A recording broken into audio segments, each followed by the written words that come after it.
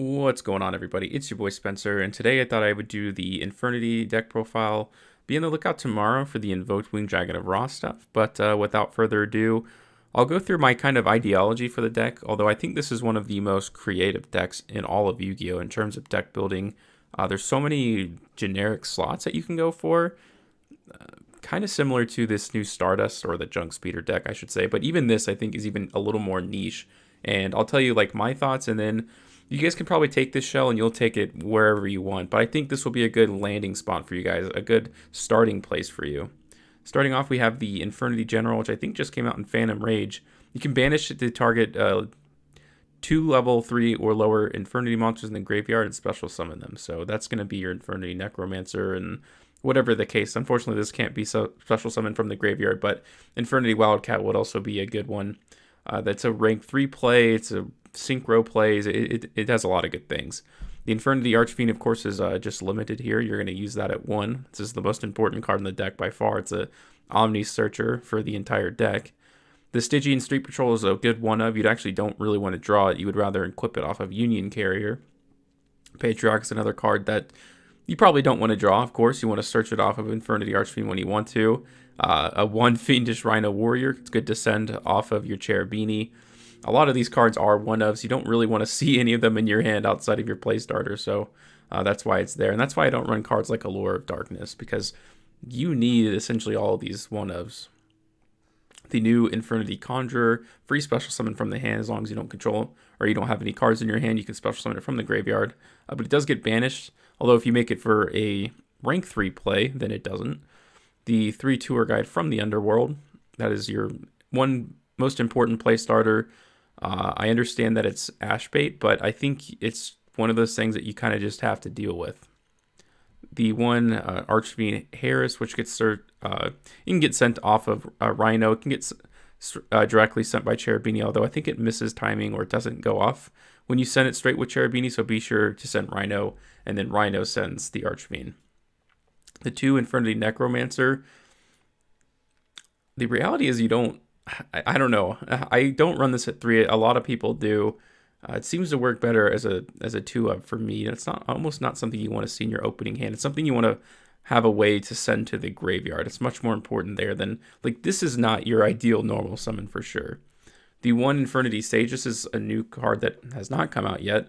Helps you discard your entire hand. But when it's also sent to the graveyard, it lets you send an Infernity monster from your deck to the graveyard, which is very important. Another target for Cherubini, just depending on what your hand, because if you have your Rhino in your opening hand, then you want to pitch that with card destruction, but you still want to be able to send, like, the 3 core pieces, which is Necromancer, Archfiend, and Patriarch sometimes, or Wildcat's a good one to do. So it's kind of like a puzzle piece, this entire deck. That's kind of how I think of it. The 2 kit, if you guys watch my video, this is not something you want in your opening hand, but it's something that you want to have a higher chance of seeing off a Saryuja Skuldread, and certainly later in the game you want a top deck. So statistically speaking, I feel like 2 is probably the best ratio. At least it works for me. I do run a Raigeki because you don't have a lot of spots for disruption. Like, you have, like, your plays are so dependent on a lot of things. Like, it's kind of hard to open up really well in Infernity, given, like, that everything is just limited. Like, most of the cards used in this deck that make it good are limited.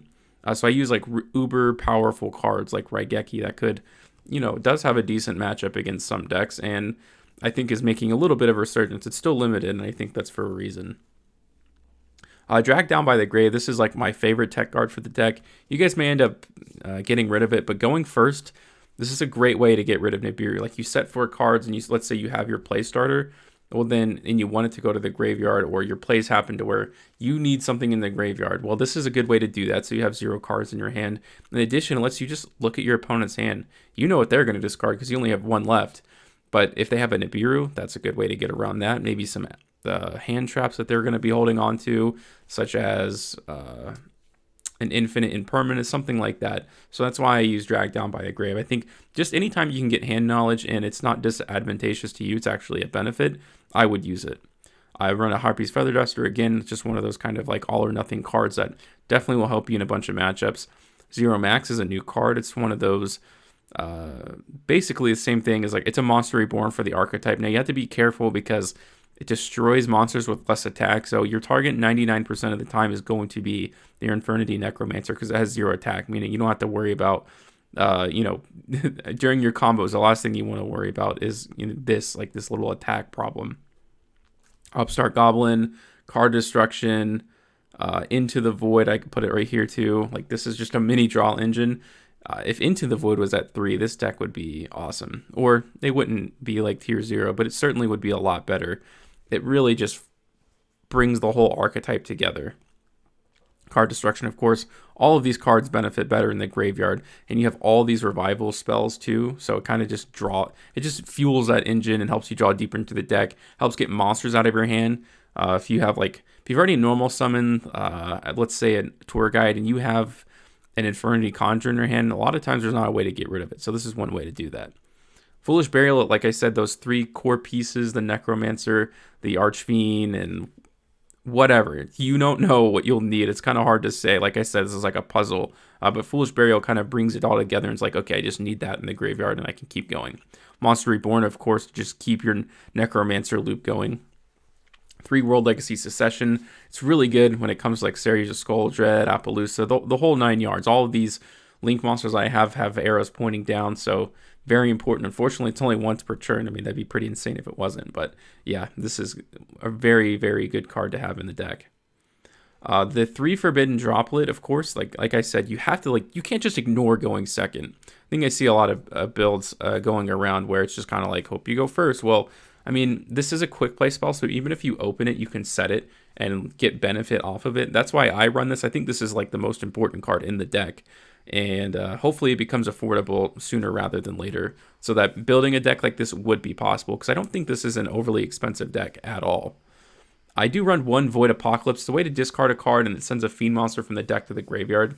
And I would say on paper, this is amazing. Like this is like the best card in the deck, but it's not really amazing. 1 is fine for me. 2 I think is definitely acceptable, but 3 is way too much. You never want to see it too much. It's just 1 card that'll help you keep going if you draw into it. Maybe you get off a series of Skull Dread. Infernity Launcher is just absolutely insane. It equals 3 monsters off of 1 card. If this card ever came to 3 Infernitys, I think would definitely have a chance to be on another tier of itself. I run actually a fairly small trap lineup for Infernitys. The 1 Suppression, which is a monster negate. The 1 Break, which is like it destroys a card. And 2 Infernity Barriers.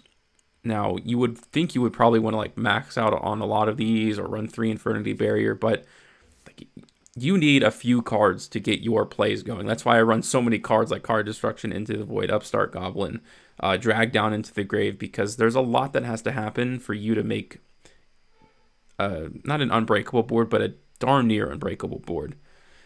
So you are going to get access to these via Archfiend. And I would say 4 disruptions on top of whatever synchros you go into, which will probably be another, is probably enough to win you the game and just burn your opponent's resources completely.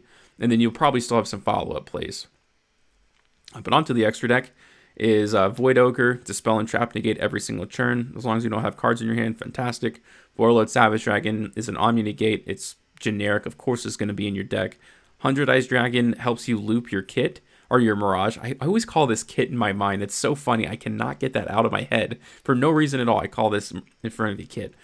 But this can't be special summoned from the graveyard, so you can actually banish it with 100 Eyes and then use that effect to just, again, add 1 more disruption with the Necromancer Infernity loop or Archfiend loop. F.A. Don Draxter is more Spell and Trap Negate.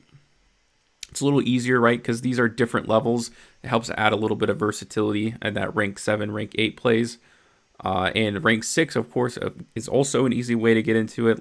Your Necromancer and your Wildcat, if you did special summon it off a General, that could be like very good because, at the end of the day, your Infernity Archfiend, and there are ways to boost its attack quite easily in this deck, actually.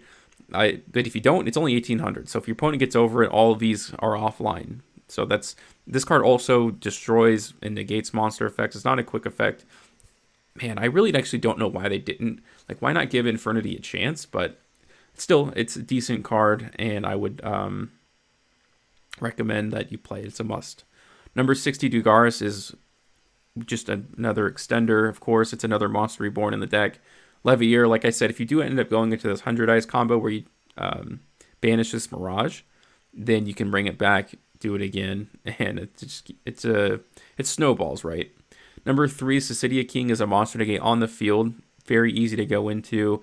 A lot of the times you'll end your plays and you'll kind of be like gone through what you wanted to, but adding just that one additional negate could be the difference. 2 series of Skull Dread. You could bring that up to 3, I suppose, and take something out, but I think it's fine for what it is. This deck is really all or nothing, in my opinion. It's not really something you'll find in the long game. So going through 3 series of Skull Dread probably isn't going to be the best thing for you. The 1 Appaloosa, it's very easy to get 4 materials on the board. Christian Holly Fibrax, if you guys watch my gameplay videos, you know how important Infernity Wildcard is. Besides the fact that it just level manipulates, level 3 tuners are amazing. Union Carrier, you may equip a general if you can get it, like whatever you need in the graveyard, and you can send it like to go for your synchro plays is great. It's one of the best versatility cards. Hopefully it doesn't get banned. It's not the end of the world if this card gets banned, honestly. Like, the deck isn't dead, but it is an important piece for it. The 1 Cherubini, this will send cards to the graveyard as well. And an Access Cook Talker. This is really, truly your flex spot of the deck. Now, this side deck that I have is not a real side deck. As you can see, it's not even complete. I'm still a fan of Borreload Dragon in general. It's non-targeting removal, and you control your opponent's monster. I think that's really good, and I think it should be in more decks who have a spot for it. And Boral Sword Dragon, or you can go into some synchro plays. Like I have, I don't even know, it's Watt Chimera. It puts opponent's card from their hand to the top of their deck, so they keep drawing it. It's almost like some sort of weird Yada lock in a way, but it's not very good going first. And this deck, of course, wants to. Maybe you side this card in. I'm not sure. That just kind of depends. Also, IRL Yu-Gi-Oh! Going to time, being able to attack directly is very important. So there's always that too. Generic level. Oh, it's a Watt Tuner. Never mind. I just lied to you all. Please don't listen to me ever again. But other flex spots that you can have is Evenly Matched, Ice Dragon's Prison, Solemn Judgment, Solemn Strike, Cosmic Cyclone. So those are things that you could cite in. I don't really know where you put them. Maybe you take out the Forbidden Droplets, but most of your efforts will go into trying to make your loop start. So it's kind of not that great in that sense. So of course you always want to win the die roll, but I think that's how Yu-Gi-Oh! Works in general. But I did show you that Synchro Monster that is not generic, but there are, of course, other ones out there. You can maybe add another 100 Eyes Dragon. Maybe you want to add another Borreload Savage, or, or rank 3s, rank 4s. Again, like I said, this is a very creative deck, and you guys will have to get creative with it. But that's going to do it for this very simple deck profile. Again, be on the lookout tomorrow for the Invoke stuff. But other than that, guys, that's going to do it for today's video. Hope you have an absolutely wonderful night.